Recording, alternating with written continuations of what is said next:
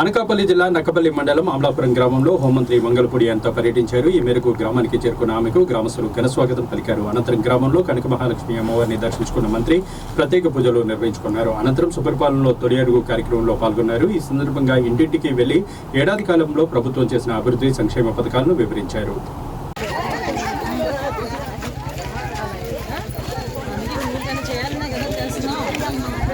కట్టుకొని కూడా కట్టుకొని కూడా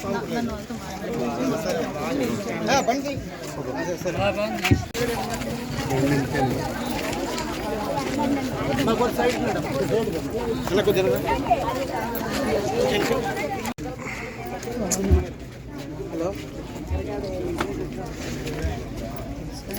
మళ్ళీ శాసనసభ్యులు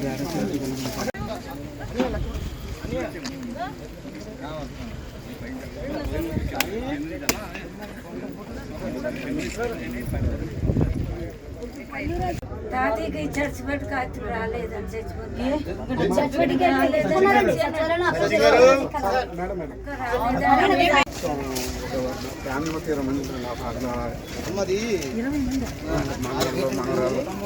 కుటుంబం మొత్తం కొడుకులు ఇద్దరు ఆడపిల్లలు ఆత్మీయం కూడా తప్పించి చేసుకోండి శుభ్రంగా విలేజ్ కు ప్లాన్ అయ్యింది. బంగెట్టుకోవడం అంటే మీరు వస్తే మీ బాగాలు గడికి వచ్చి ఇవ్వడండి. ఇప్పుడు ఎవరున్నారండి? పొద్దున్నే అందరికి వెళ్ళారు, ఈ ఇంటికి రావడం. అందుకే నేను వచ్చాను. అవునా? నీ దగ్గరే ఉంటారు కూతుర్లు, నువ్వు ఒక అమ్మాయి. ఇంకో అమ్మాయి ఎవరు? ఇద్దరు కోడలు ఇద్దరు కోడలు ఇక్కడే ఉంటారు. నువ్వు ఇక్కడే ఉంటావు.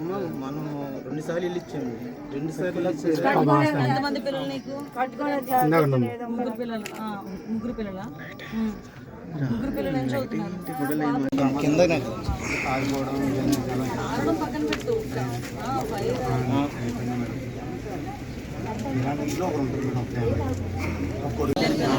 మళ్ళీ మనం వచ్చిన తర్వాత మళ్ళీ అన్నీ చేసుకుంటాం. మళ్ళీ అది కూడా నీకు ట్రైన్లు అడిగావు కదా, నేను నెక్స్ట్ పేజ్లో ట్రైన్లు పెట్టిస్తాను. సరేనా? నువ్వు ఏంటల్లి అందుకే ఇస్తున్నాను, నేను ఉన్నదే ఇస్తున్నాను. పెన్షన్ మర్చిపోయాడు కానీ నన్ను మర్చిపోయాడు.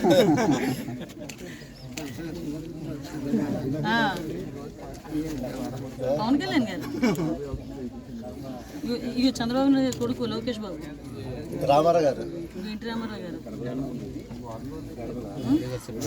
బాగుందా? గోవింద అందరూ కలిపి తీసుకొచ్చి ఇక్కడికి వచ్చి కూర్చొని గబ్బర్ సింగ్ వైస్ ప్రెసిడెంట్ పర్టికులర్గా నన్ను లాక్కొని వచ్చారు ఇక్కడికి.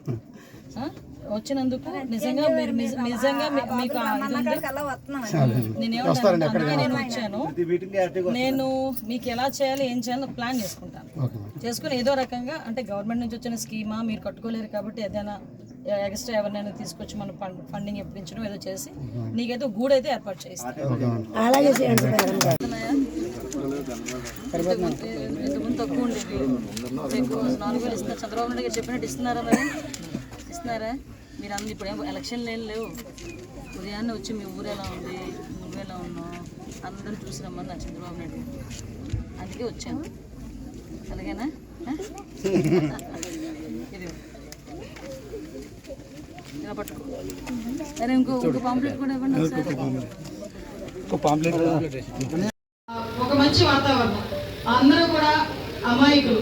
రోజువారీ కూలి పనికి వెళ్తేనే కానీ ఆ రోజు పూట గడవని కుటుంబాలు చాలా మంది ఉన్నారు.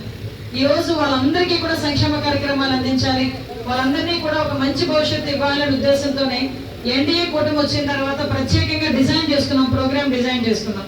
ముఖ్యంగా దీనిలో భాగంగానే ఈరోజు మీ అందరికీ తెలుసు, పెన్షన్లు ఇంతకు ముందు గవర్నమెంట్ 1,000 రూపాయలు పెంచడానికి 5 సంవత్సరాలు పట్టింది. కానీ ఈ రోజు చంద్రబాబు నాయుడు గారు వచ్చిన తర్వాత 4,000 రూపాయలు పెన్షన్ చేస్తామన్నది కాస్త ఆయన ఇంకా అధికారంలోకి రాకముందే ఒక నెల ముందు నుంచి 4,000 రూపాయలు ఇచ్చి మేము అధికారంలోకి వచ్చిన తర్వాత 1వ నెల 7,000 రూపాయలు మీ ఇంటింటికి తీసుకొచ్చి ఇచ్చిన పరిస్థితి కనిపిస్తా ఉంది. ఏదైనా ఒక మంచి కార్యక్రమం నడిపించేటప్పుడు దాన్ని కొనసాగించాలి తప్పించి దాన్ని ఆపకూడదనే ఉద్దేశంతో ఆ రోజు మీ అందరికీ కూడా జగన్మోహన్ రెడ్డి వచ్చి అమ్మఒడి అందరికీ ఇచ్చేస్తానని చెప్పి ఓట్లు వేయించుకున్నాడు. కానీ మీరందరూ ఒక్కొక్క బిడ్డకి వేసేసరికి చాలా మంది డిసప్పాయింట్ అయ్యారు. ఒక పిల్లని చదివించుకొని ఇంకో పిల్లని తీసుకెళ్లి కూలి పనులకు పంపించే పరిస్థితి వచ్చింది. కానీ ఆర్థిక ఇబ్బందులు ఉన్నా కూడా, రాష్ట్రంలో ఖజానా ఖాళీగా ఉన్నా కూడా, ముఖ్యంగా ఆడబిడ్డలకు ఏదైతే ఆ డబ్బులు ఇవ్వాలి అనే ఉద్దేశంతో తల్లికి వందనం అని చెప్పి మళ్ళా మార్చి పేరు పెట్టి దానికి సంబంధించి ఎంతమంది పిల్లలు ఉంటే అంతమందికి కూడా ఈ రోజు వాళ్ళకి సంబంధించి మొన్న ఒక ఇంటికి వెళ్ళాను, 4 ఆడబిడ్డలు అంట, 4 పిల్లలు, ఆడబిడ్డగా 4 పిల్లలు, 4 పిల్లలకి కూడా 15,000 రూపాయలు వచ్చాయి. ఇవి ఎంతమంది పిల్లలు ఉంటే అంతమందికి కూడా ఇచ్చే బాధ్యత గౌరవ ముఖ్యమంత్రి గారు, ఉప ముఖ్యమంత్రి గారు కలిపి తీసుకున్న సందర్భాన్ని కూడా మీకు అందరికీ చెప్తున్నాం. అదేవిధంగా మీ అందరికీ ఉచిత గ్యాస్ కనెక్షన్ 3 కనెక్షన్లు ఇస్తా ఉన్నాం. ఆల్రెడీ 2 కనెక్షన్లు గ్యాస్ సిలిండర్లు వచ్చినాయి. ఇప్పటికీ రాకపోతే ఆ సిలిండర్ కూడా వస్తుంది. ఇంకో సిలిండర్ కి సంబంధించి మీరందరూ ఏమనుకుంటున్నారంటే డబ్బులు మీ దగ్గర పడట్లేదు, లేకపోతే సంథింగ్ ఏదో ఒక చిన్న డిస్కషన్ నడుస్తుంది. ఆ సిలిండర్ డబ్బులు కూడా మీకు అకౌంట్ లో పడేటట్టుగా చేసే పరిస్థితి కూడా ఈ రోజు ఉంది. అదేవిధంగా మీ అందరికీ కూడా ఎక్కువ ఇక్కడ ప్రాబ్లం ఏంటంటే, అమ్మ మీరు అందరూ ఒకసారి మనసాక్షి గుర్రమే చేసుకొని చెప్పండి, ఈ గ్రామంలో ఏ రోడ్ వేసినా ఏ డ్రైన్ వేసినా మేమున్నప్పుడు వేసినవే కదా, అవునా కదా చెప్పండి మీరందరూ కూడా. మేము అధికారంలో ఉండేటప్పుడు మేము ఉన్నప్పుడే ఈ రోడ్లు కానీ ఈ ట్రైన్లు కానీ అన్ని వేసుకున్నాం. లాస్ట్ 5 తుఫాన్ బిల్డింగ్ తో సైతం లాస్ట్ 5 సంవత్సరాలు వచ్చారు, చక్కగా ముద్దులు పెట్టేశాడు, ఇలా తలలు నిమిడేశాడు, వెళ్ళిపోయాడు. 5 సంవత్సరాలు గడిచిపోయింది. మళ్ళీ అందువల్ల మీరందరూ కూడా మమ్మల్ని గెలిపించారు. ఈ రోజు మాకు బాధ్యత ఉంది.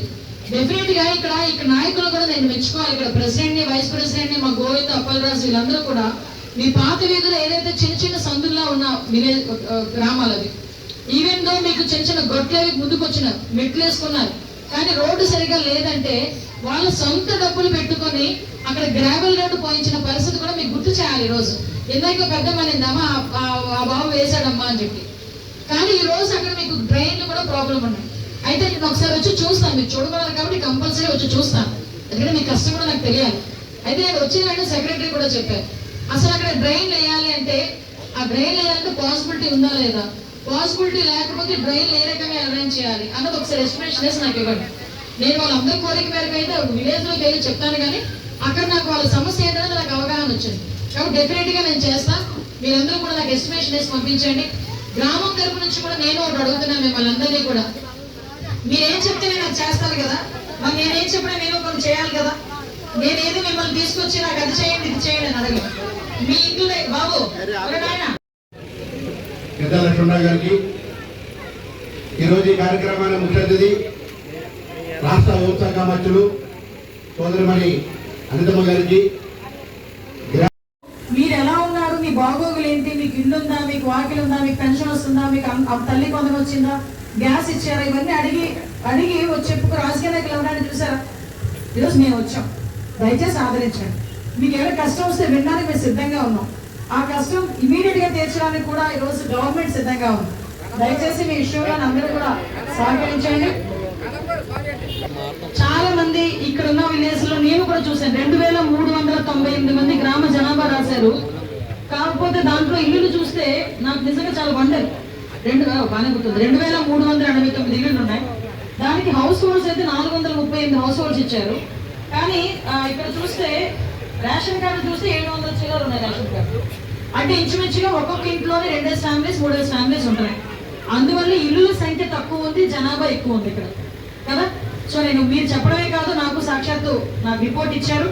డెఫినెట్ గా నేను వెళ్ళిన తర్వాత ఒక ఇంట్లోకి వెళ్ళాను, నిజంగా చాలా బాధాకరమైన సిచ్యువేషన్ అది. 4 కూతుర్లు 2 కొడుకులు, ఒక ఇల్లు కూడా కట్టుకునే స్తోమత కూడా లేదు ఆ తల్లికి. కనీసం లోపలికి వెళ్ళిన పాకలోకి వెళ్ళి నేను చూస్తే ఇంత గొట్టులు ఇంత జస్ట్ ఇంత గొట్టులా వేసుకుని ఒక కొడుకు అందులో ఒక కొడుకు ఇందులోనే కాపురం ఉండే పరిస్థితి. సో ఇటువంటి అటువంటి పరిస్థితుల్లో కొన్ని ఇల్లు కూడా నేను ఈరోజు చూడటం జరిగింది. డెఫినెట్ గా అమ్మ గౌరవ ముఖ్యమంత్రి గారు, ఉప ముఖ్యమంత్రి గారు ఒకటే ఆదేశాలు ఇచ్చారు, ఇల్లు లేని వాళ్ళందరికీ కూడా గ్రామీణ ప్రాంతాల్లో అయితే 3 సెంట్ల స్థలం ఇచ్చి ఇల్లుని కట్టించే బాధ్యత కూడా మేము తీసుకుంటాం. ఎవరికైతే ఇల్లు లేదో వాళ్ళందరూ కూడా రిస్టోర్ చేయమని నేను చెప్పాం. ఎవరెవరికైతే హౌసింగ్ లేదు వాళ్ళు ఎవరు ఉన్నారో చూడమని చెప్పాం.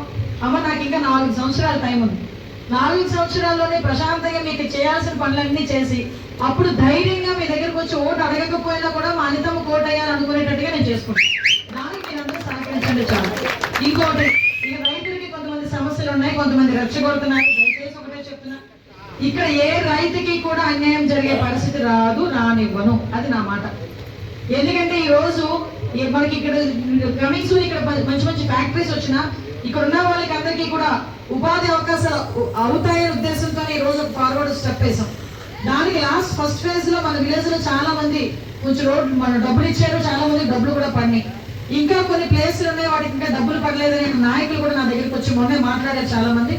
డెఫినెట్ గా గవర్నమెంట్ తో మాట్లాడతా, లబ్ధిదారులు ఎవరైతే ఉన్నారో వాళ్ళందరికీ కూడా అమౌంట్ ఇచ్చే బాధ్యత నేను తీసుకుంటా. దయచేసి ఎటువంటి అపోహలకి మీరు గురి కాకండి. ఎవరైనా వచ్చి రెచ్చగొట్టినా కూడా రెచ్చిపోకండి. ఇంకో విషయం ఏంటంటే చెప్తున్నా, ఎవరైనా చాలా మంది వస్తారు, నీ అకౌంట్ నెంబర్ వాళ్ళందరూ జేబులో డబ్బులు తీసేసినట్టుగా చెప్తారు. నీ అకౌంట్ నెంబర్ లేకపోతే నీ ఫోన్ నెంబర్ అంటారు. దయచేసి అలాంటి వాళ్ళకి ఇవ్వకండి. ఎందుకంటే సైబర్ నేరాలు పెరిగిపోయినాయి. నీ అకౌంట్ నెంబర్ బేస్ చేసుకొని నీ అకౌంట్ లో తల్లో పొలం కూడా తీసేసుకుంటారు. అకౌంట్ నెంబర్ ఎవరు అడుగుతారు? అధికారులు వచ్చి అడుగుతారు. అర్థమైందా? అధికారులు వచ్చి అడిగినప్పుడు ఇవ్వండి. అంతే తప్పించి లోకల్ ఆ నాయకుడు ఈ నాయకుడు నాకు అకౌంట్ నెంబర్ నేను డబ్బులు వేసేస్తాను, ఆ డబ్బులు నాకు ఎంత అని అడుగుతారు కొంతమంది వచ్చి. అలాంటి వాళ్ళు నమ్మమాకండి. ఈరోజు సైబర్ నేరాలు పెరిగిపోయినాయి. మీ ఫోన్ నెంబర్లు తీసుకుంటారు, మీ అకౌంట్ నెంబర్లు తీసుకుంటారు. తీసుకుని వచ్చిన తర్వాత నుంచి లేనిపోని బాధలని మీరు పడాల్సి వస్తుంది. కాబట్టి అటువంటివి ఏం లేదు. మా డబ్బులు పడేటప్పుడు కంపల్సరీ అధికారులే మీ దగ్గరికి వచ్చి అకౌంట్ మీ దగ్గర డీటెయిల్స్ అనేది తీసుకుంటారు. ఆల్రెడీ మీ డీటెయిల్స్ అనేది మా దగ్గర ఉంటాయి. సుపరిపాలనలో తొలియుడు గారి కార్యక్రమానికి మీ ఊరు రావడం జరిగింది.